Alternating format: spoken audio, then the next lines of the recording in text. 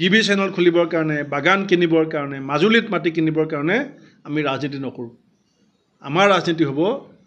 বৰ্তমান ছাত্ৰ সমাজক যাতে দুগুণ উৎসাহ দুগুণ প্ৰেৰণাৰে শিক্ষকসকলে আহি থকা সময়ত পাঠদান কৰিবৰ কাৰণে এটা সাহস পায় ৰাজনৈতিক গণতান্ত্ৰিক ব্যৱস্থাত ৰাজনৈতিক ব্যৱস্থাটোক বাদ দি পেলাই কোনো সমাজ জীয়াই থাকিব নোৱাৰে আমি শিক্ষাগুৰুসকলৰ পৰামৰ্শৰ আশীৰ্বাদত আমি এটা সুস্থ মূল্যবোধৰ শিষ্টাচাৰজনিত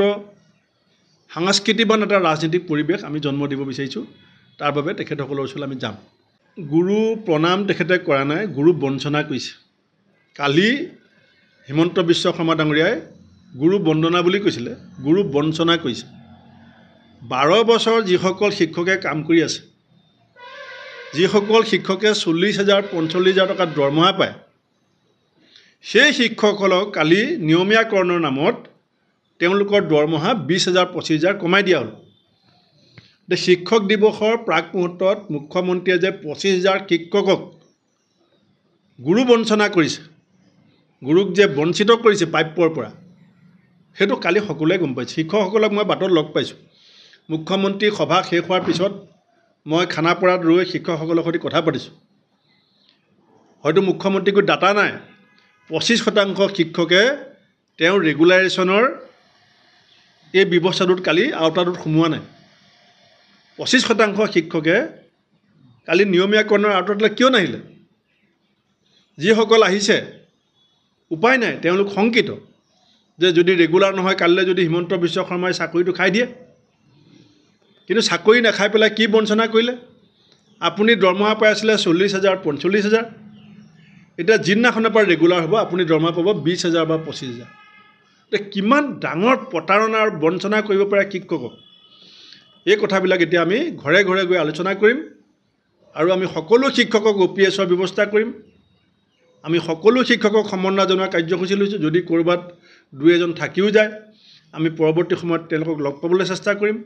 আৰু আমাৰ লক্ষ্য উদ্দেশ্যত মুখ্যমন্ত্ৰীয়ে বিজেপি সভাপতিয়ে যিমানেই সমালোচনা নকৰক যি ৰাজনীতিয়ে অসমৰ শিক্ষা ব্যৱস্থাত সংস্কাৰ আনিব যি ৰাজনীতিয়ে শিক্ষকসকলৰ মুখত হাঁহি বিৰিঙাব সেই ৰাজনীতি আমি মুখ্যমন্ত্ৰী সকলো হেঙাৰ অতিক্ৰম কৰি আমি কৰি যাম শিক্ষকসকলক হিতাধিকাৰী বনাব খোজে অসমৰ ৰাজনীতিত দেশৰ ৰাজনীতিত শিক্ষকক হিতাধিকাৰী বুলি কোৱা দ্বিতীয় এগৰাকী জনপ্ৰতিনিধি আছে নাই মই নাজানো পৰৱৰ্তী সময়ত শিক্ষকসকলৰ তীব্ৰ প্ৰতিবাদত হিতাধিকাৰী বনোৱা পৰিকল্পনাটো তেখেতে বাদ দিবলৈ লগীয়া হ'ল আজি অল্ড পেঞ্চন স্কিম বন্ধ হৈ আছে টেটৰ টিচাৰ স্পেচিয়েল টেটৰ টিচাৰ এতিয়া কম্পিউটাৰ টিচাৰে 5 তাৰিখে গুৱাহাটীত আন্দোলনৰ কাৰ্যসূচী লৈছে ভেঞ্চাৰ স্কুলৰ সমস্যা পিঠি দি পেলাই এতিয়া মুখ্যমন্ত্ৰীয়ে নিজে ব্যক্তিগত শিক্ষানুষ্ঠান গঢ়াত লাগিছে সেইকাৰণে আমি কৈছোঁ যে কংগ্ৰেছ দল শিক্ষক শিক্ষা ব্যৱস্থা ছাত্ৰ ছাত্ৰীৰ প্ৰতি দায়বদ্ধ আমি 5 লাখ শিক্ষকৰ ঘৰলৈ যাবৰ কাৰণে লক্ষ্য লৈছোঁ অলপ দেৰি আগতে মই আমাৰ দলৰ সকলো নেতৃবৰ্গৰ লগত জিলা সভাপতিসকলৰ লগত এখন ভিডিঅ' কনফাৰেন্স কৰিছোঁ মইতো এজন শিক্ষকৰ ঘৰলৈ যাবলৈ কৈছিলোঁ এতিয়া অলপ দেৰি আগতে মই প্ৰায় 200 গৰাকী আমাৰ দলৰ নেতাৰ লগত জিলা সভাপতি প্ৰদেশ কংগ্ৰেছৰ নেতৃবৃন্দৰ লগত যেতিয়া ভিডিঅ' কনফাৰেন্স কৰিলোঁ সবেই মোক জনালে যে প্ৰতিজন আমাৰ দলৰ কৰ্মকৰ্তাই অতি কমেও 4-5জন শিক্ষকৰ ঘৰলৈ যাবলৈ সিদ্ধান্ত লৈছে